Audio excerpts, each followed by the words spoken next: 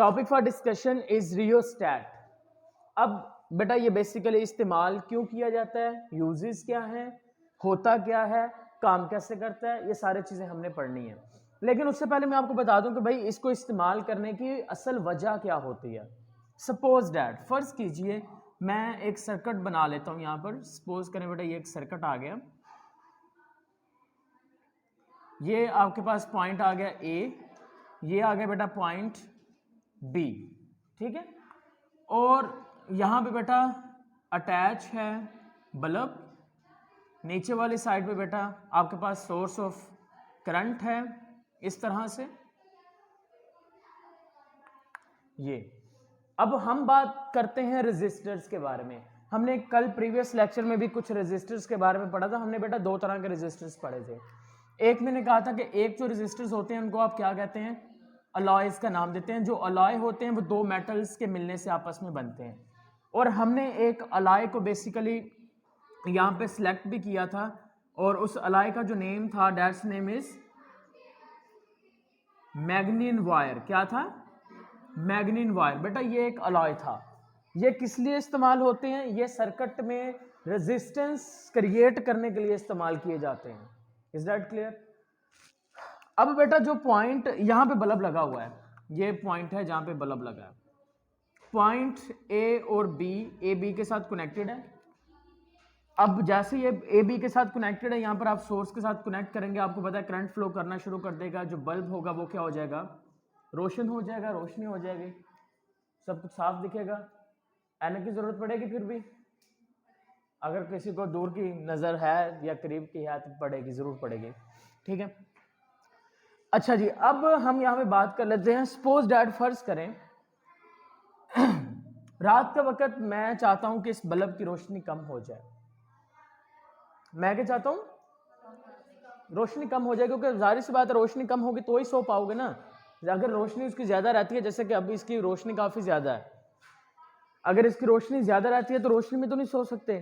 अब मैं बल्ब भी चेंज नहीं करना चाहता, सर्किट भी चेंज नहीं करना चाहता।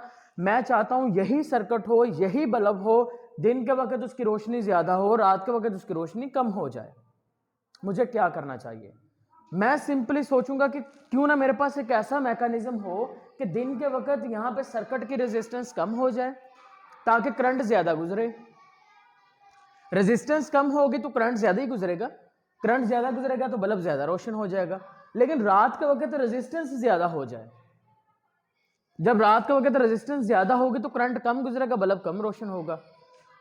तो इस काम के लिए मैं क्या करूंगा बेटा, जो मैग्नीन वायर है इसको कट करूंगा यहाँ पे, यहाँ से यहाँ तक मैंने कट किया और मैग्नीन वायर को यहाँ पे अटैच कर दिया। ये ले, अब करंट फ्लो कर रहा है यहाँ से, इलेक्ट्रॉनिक करंट, इलेक्ट्रॉन्स का फ्लो जा रहा है यहाँ से बेटा इस तरफ, मैग्नीन वायर से गुजरेगा, सर्किट कंप्लीट करता, बल्ब से गुजरेगा, लाइट प्रोड्यूस हो रही है। कि मैग्नीन वायर यहाँ पे हमने सर्किट कंप्लीट किया, बल्ब रोशन हो गया। अब रात के वक्त मैं चाहता हूँ भाई बल्ब रोशनी कम हो। रोशनी कम कब होगी? जब करंट कम होगा। अगर करंट कम करना है तो भाई रेजिस्टेंस क्या करनी चाहिए?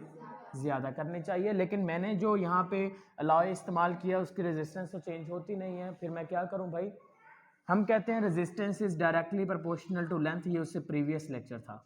लेंथ बढ़ाते हैं तो रेजिस्टेंस बढ़ जाती है। अगर मैं मैग्नीन वायर को थोड़ी सी लेंथ बढ़ा देता हूँ, यहाँ तक ले आता हूँ, यानी कि पहले मैंने यहाँ से काटा था, अब मैं यहाँ से नहीं काटता, मैं इसकी लेंथ बढ़ा देता हूँ, यानी कि यहाँ से लेके यहाँ तक मैग्नीन वायर इसमें इस्तेमाल कर लेता हूँ।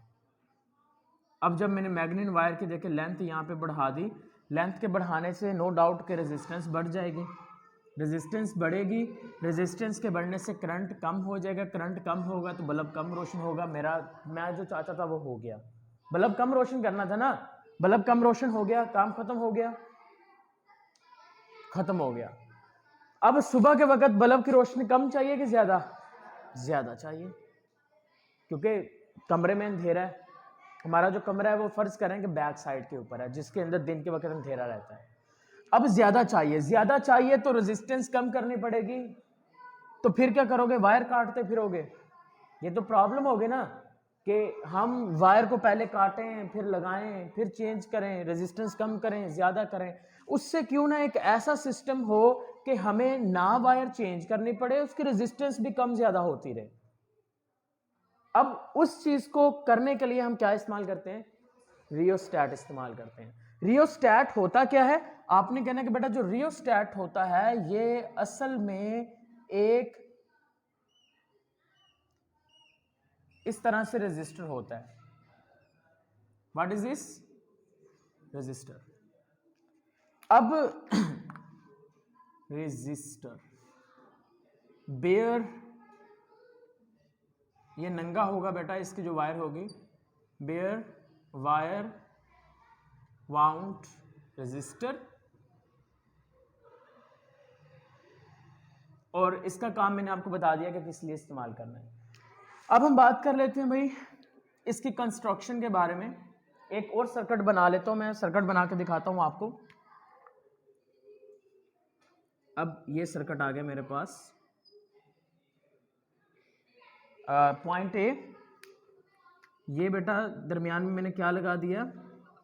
एक रेजिस्टर लगा दिया जिसका नाम क्या है? रियोस्टैट। और उसके बाद यहाँ पे बेटा आपका जो भी इक्विपमेंट्स है वो आ गया। फर्ज कर लें कोई इक्विपमेंट यहाँ पे है। उसके बाद नीचे वाली साइड पे आ जाइए, यहाँ पर हमने इसको किससे कनेक्ट कर दिया? सोर्स से कनेक्ट कर दिया। ये लें, ठीक है, ये नेगेटिव, ये आ गया पॉजिटिव, ठीक है। अब ना जो रियोस्टैट होता है, पहली बात इसकी कंस्ट्रक्शन आप याद रखिए। कंस्ट्रक्शन में एक चीज याद रखिए कि बेटा जो सिलेंडर होगा जिसके ऊपर हमने ये क्वाइल करनी है ना, घुमानी है, वो सिलेंडर होगा हालो सिलेंडर। क्या होगा?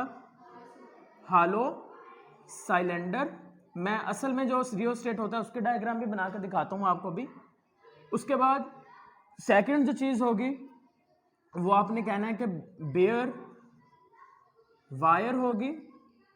आमतौर पर वायर्स के ऊपर आपको पता नहीं इंसुलेशन होती है, लेकिन इसके ऊपर इंसुलेशन नहीं करनी। क्यों नहीं करनी वो भी समझ में आएगा। बियर वायर वाउंड करनी है, वाउंड अराउंड किसके इर्द गिर्द करनी है? अराउंड हालो सिलेंडर। किसके इर्द गिर्द? हालो सिलेंडर के इर्द गिर्द। तीसरी चीज two fixed terminal, two fixed terminal, दो टर्मिनल फिक्स करेंगे। एंड थर्ड टर्मिनल होगा स्लाइडिंग कॉन्टैक्ट। क्या होगा? स्लाइडिंग कॉन्टैक्ट होगा। अब दो टर्मिनल्स तो बेटा आपको देखने को मिल गए। अब दो टर्मिनल्स कौन से हैं? उनमें से एक टर्मिनल ए, दूसरा टर्मिनल बी। अब तीसरा एक और टर्मिनल यहां पे बेटा अटैच होगा, वो टर्मिनल कहलाएगा स्लाइडिंग कॉन्टैक्ट या थर्ड टर्मिनल, जिसका नाम क्या है? सी। ये आपके पास आ गया सी, या इसका नाम क्या होगा? Sliding contact. क्या होगा? स्लाइडिंग कॉन्टैक्ट होगा। अब यहां पे जरा मैकेनिज्म समझिए। सोर्स अटैच हो गया, करंट फ्लो करना शुरू कर देगा। जैसे जैसे बेटा वायर की हम कहते हैं लेंथ बढ़ेगी, वैसे वैसे रेजिस्टेंस भी क्या होगी? बढ़ जाएगी। अब मैं चाहता हूं कि सर्किट के अंदर रेजिस्टेंस कम हो। सर्किट के अंदर रेजिस्टेंस क्या हो? कम हो। तो मैं क्या करूंगा बेटा? मैं ये जो सी कॉन्टैक्ट पॉइंट है ना, स्लाइडिंग कॉन्टैक्ट, यानी कि ये मूव करेगा। दो पॉइंट तो फिक्स है, ए और बी अपनी जगह पे फिक्स है। स्लाइडिंग कॉन्टैक्ट मूव कर सकते हो। मैं स्लाइडिंग कॉन्टैक्ट को बेटा मूव करवाऊंगा। मैं इसको यहां से बेटा मूव करवा के यहां पे लेके आऊंगा, यहां पे मूव करके लेके आऊंगा। अब देखें करंट यहां से इलेक्ट्रॉनिक करंट आ रहा है, आ रहा है भाई, आ रहा है, गुजर रहा है, यहां से आ गया, करीब पहुंच गया, ठीक है। ए पॉइंट पे आएगा, करंट यहां से मूव करेगा, यहां से रेजिस्टर से गुजरेगा, ऊपर चला जाएगा, इस वायर से इक्विपमेंट में चला गया।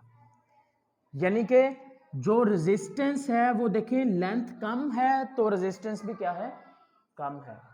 अब मैं चाहता हूं कि रेजिस्टेंस बढ़े, वही मैं एग्जांपल एज्यूम कर लिया जो मैंने अभी बताई थी आपको, रात वाली, वो बल्ब वाली। अब मैं चाहता हूं कि रेजिस्टेंस बढ़े, मैं क्या करूंगा? स्लाइडिंग कॉन्टैक्ट यहां से घुमाऊंगा, यहां से घुमा के यहां पे ले जाऊंगा। स्लाइडिंग कॉन्टैक्ट जब मैं यहां से घुमा के यहां पे लेके जाऊंगा तो देखें बेटा लेंथ बढ़ेगी कि नहीं? लेंथ बढ़ गई, रेजिस्टर की लेंथ बढ़ी ना। लेंथ के बढ़ने से रेजिस्टेंस भी बढ़ेगी, रेजिस्टेंस बढ़ेगी तो करंट कम हो जाएगा। तो हम सर्किट के अंदर रेजिस्टेंस को कंट्रोल कर सकते हैं कि नहीं? हम बिल्कुल कंट्रोल कर सकते हैं। दो टर्मिनल फिक्स रखने हैं, ए एंड बी। तीसरा टर्मिनल स्लाइडिंग होगा, उसको जो कंटेक्ट सी है, जो स्लाइडिंग टर्मिनल है, वो जितना ए के करीब होगा उतनी रेजिस्टेंस क्या होगी, कम होगी। देखो सी वाला पॉइंट जितना ए के करीब है उतनी लेंथ कम होगी, क्योंकि फिर करंट को यहां से गुजर के ऊपर चला जाना है ना, यहां से इस रास्ते से पास हो जाना है। वो लेंथ जितनी कम होगी रेजिस्टेंस उतनी कम होगी, और जितना फासला ए और सी के दरमियान बढ़ता चला जाएगा उतनी ज्यादा लेंथ होगी, उतनी ज्यादा क्या हो जाएगी, रेजिस्टेंस बढ़ती चलेगी। कॉन्सेप्ट समझ में आया? कॉन्सेप्ट समझ में आया? कोई प्रॉब्लम तो नहीं है? अच्छा जी, अब रियोस्टैट की आपको एक ओरिजिनल हम दिखाते हैं डायग्राम।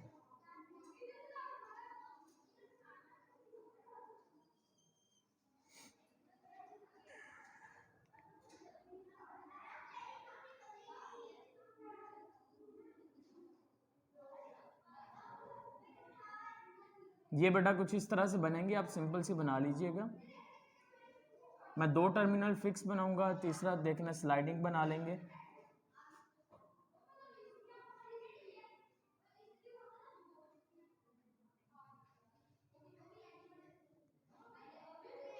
ऐसे कुछ, और इधर से ये ऐसे 2 कॉन्टैक्ट बन गए। अब मैंने कहा था कि हालो सिलेंडर होना चाहिए, हालो सिलेंडर आ गया। हालो सिलेंडर के ऊपर क्या हमने वाउंड करना है, बियर वायर। तो ये वायर मैंने इसके ऊपर ये कर दी, समझ में आ गई बात? पूरे सिलेंडर के ऊपर ये घुमा दिया मैंने ऐसे इस तरह से, और इधर से बेटा ये स्लाइडिंग, ये पहला कॉन्टैक्ट आ गया जो फिक्स था, जिसका नाम क्या था, ए, और यहां पर बेटा दूसरा एक आ गया जिसका नाम क्या होगा हमारे पास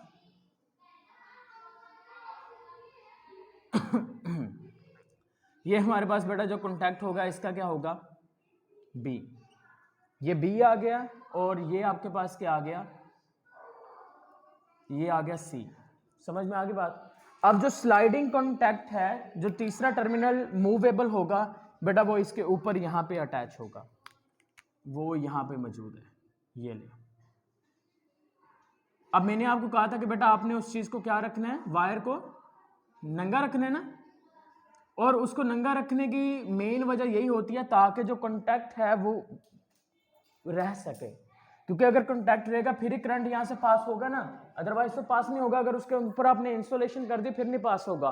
अब देखे जरा होगा क्या, आपने यहां से बेटा बैटरी का सोर्स कनेक्ट कर दिया, बैटरी का सोर्स कनेक्ट किया, करंट यहां से गुजरा, यहां से पॉइंट ए से आया, ए से गुजरा, इस तरह से घूमता घूमता घूमता घूमता घूमता, जो स्लाइडिंग कॉन्टैक्ट था वो था यहाँ पे, स्लाइडिंग कॉन्टैक्ट जो था वो करंट यहाँ से, स्लाइडिंग कॉन्टैक्ट अटैच है ना, तो करंट यहाँ से पास होगा, इधर से पास होगा बेटा, टर्मिनल सी तक पहुंच जाएगा।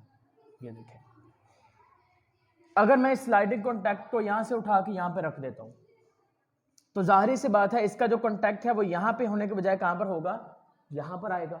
यहाँ पर आएगा तो वायर की लेंथ बढ़ेगी ना, क्योंकि क्वाइलिंग हो रही है, लेंथ बढ़ेगी तो रेजिस्टेंस बढ़ेगी कि नहीं, उसकी रेजिस्टेंस भी बढ़ जाएगी, रेजिस्टेंस बढ़ेगी तो करंट कम होगा ना। तो असल में जो रियोस्टैट होता है उसकी जो डायग्राम है वो ये होती है, रियोस्टैट।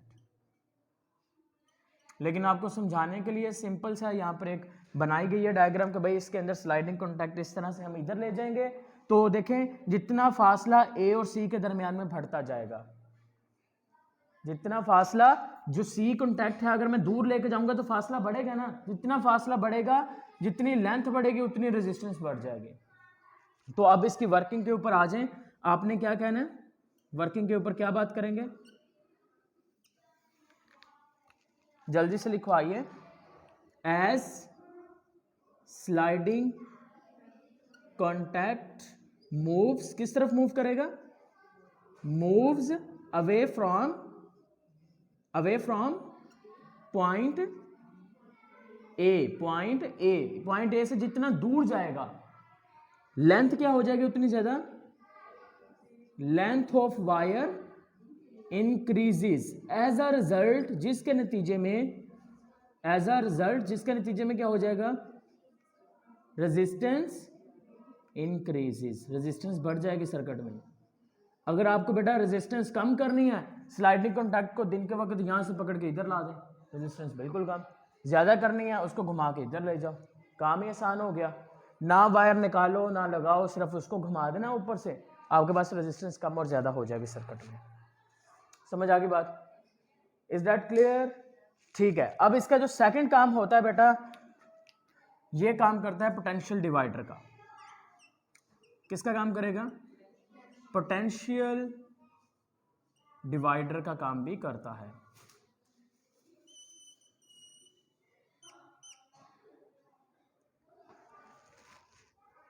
अच्छा जी, अब हम जरा बात कर लेते हैं बेटा पोटेंशियल डिवाइडर्स के बारे में। असल में यहां पे बेटा जो बात हो रही है ना, मैं एक सिंपल सी चीज समझाता हूं बेटा। आपके पास है 1000 रुपये, एक फकीर आता है, वो आपको कहता है कि भाई मुझे 10 रुपये दे दो, आपसे मांग रहा है, आपके पास 1000 का नोट है, 10 रुपये दे पाओगे उसको? नहीं। काबिलियत है देने की? काबिलियत है देने की? है। क्या हो गया, 1000 रुपये में से 10 रुपये नहीं दे सकती? काबिलियत है ना देने की। वो कौन सा तुमसे कह रहा है 1500 दो, वो 1000 रुपये, 1000 में से 10 रुपये मांग रहा है, तुम दे सकते हो लेकिन दे नहीं पा रहे हो। अब इसी तरह से फर्ज करिए एक सर्किट है, उसके अंदर जो पोटेंशियल डिफरेंस है वो है 20 वोल्ट्स, लेकिन उस सर्किट में जो इक्विपमेंट है वो बेटा काम करता है 10 वोल्ट के ऊपर, यानी कि उसके पास काबिलियत है 10 वोल्ट देने की, लेकिन वो दे नहीं पा रहा है। हमें कुछ ऐसे इक्विपमेंट चाहिए जो पोटेंशियल को डिवाइड कर दे, 20 से 10 कर दे, या अगर जरूरत पड़ने पर 10 से ज्यादा करना है तो वो भी कर दे, हमें ये चाहिए। उसके लिए भी हम रियोस्टैट को इस्तेमाल करेंगे। कैसे इस्तेमाल करेंगे वो इसके डायग्राम से समझते हैं। अब 2 डायग्राम्स हैं बेटा, कंफ्यूज नहीं रहना है।